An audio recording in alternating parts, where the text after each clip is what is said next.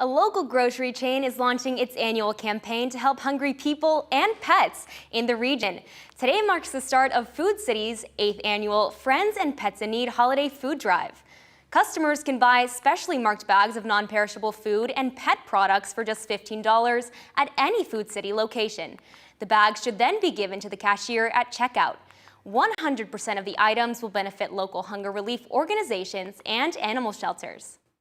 So that's one thing I've always really loved about Food City is that we have been involved in the community no matter what time of the year it is. And it really matters right now because everybody's trying to stretch that penny, not just get food on the table, but maybe some stuff under the tree as well.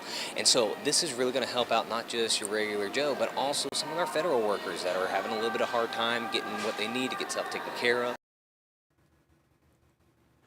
The drive runs from November 5th through December 31st. Last year's effort raised a combined total of more than $355,000. Hunger relief is a problem that many face every year, especially around the holidays. The company hopes its initiatives will continue to help those in need. Now, the Tennessee Valley's certified most accurate forecast from the FOX54 Weather Impact Team.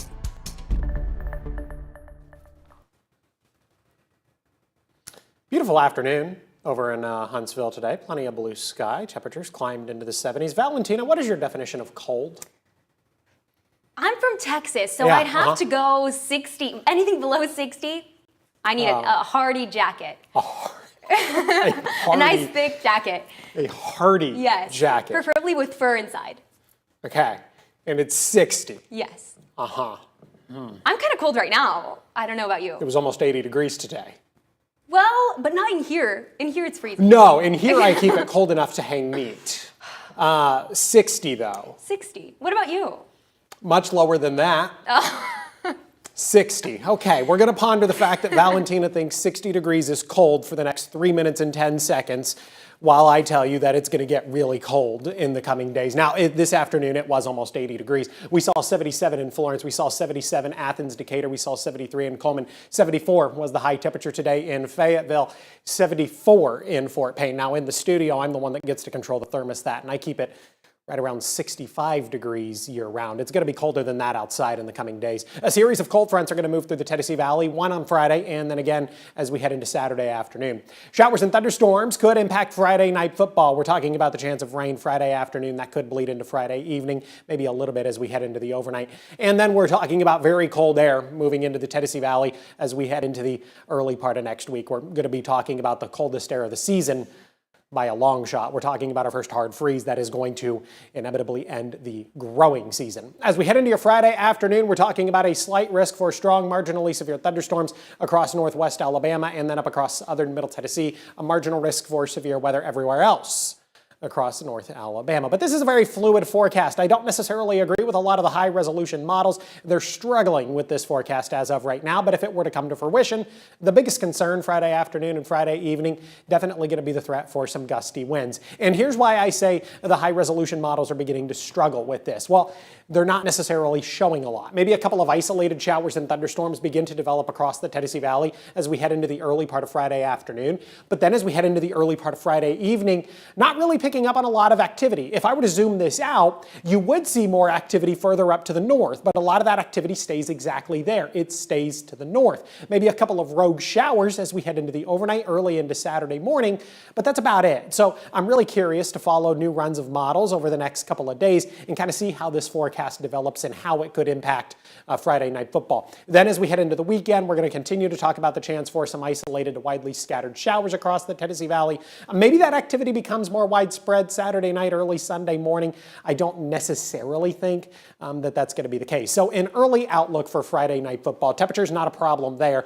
And then just to understand that a little bit of rain is going to be in the forecast. Secondary cold front comes through Saturday afternoon and Saturday evening. On the backside of the secondary cold front, winds are going to change direction. They're going to become more northerly, and that is going to usher in a blast of insanely cool air into the Tennessee Valley. And that is going to be most noticed in the morning. By the time we get to Monday morning, we're talking about a low temperature right around 28 degrees, 27 next Tuesday morning, that after 48 degrees on Sunday morning. And I know you've seen the internet because I've seen it too. A single long-range model tries to bring a couple of snow flurries into northeast Alabama Monday morning.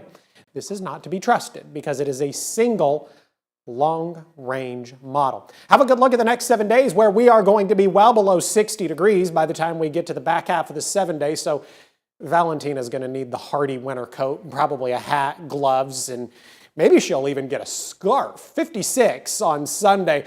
I really want to know how she's going to deal with Monday. I've got 43 degrees, 50 degrees next Tuesday. Now it is going to be sunny Monday and Tuesday, 62, back above 60 by the time we get to next Wednesday. Thank you, Jordan. Madison Visionary Partners are inviting residents of Madison to an outdoor lunch on Sunday. Gather Madison is free and will be held from 12:30 to 2:30 at Home Place Park in downtown Madison. Attendees can enjoy a Southern-style meal served at one long communal table. That's not all. Live music will be in the mix from the Drive-In Mondays. For more information on the event, go to FOX54.com. A new free art series is coming to the Northwoods neighborhood at the Calvary Hill Community Center. Quarterly at Calvary is a program designed to bring local talent directly to the community, launched by Councilmember Michelle Watkins and Arts Huntsville. The free event, kicks off on Friday, November 21st with Jazz Giving with Friends, featuring saxophonist Alex Banks and Tommy, sax legend Friend. The series will continue in 2026 with events planned for February, May, and August. Huntsville Animal Services is hosting a free pet food drive-thru in partnership with Helping Animals Without Shelter to help families affected by the government shutdown.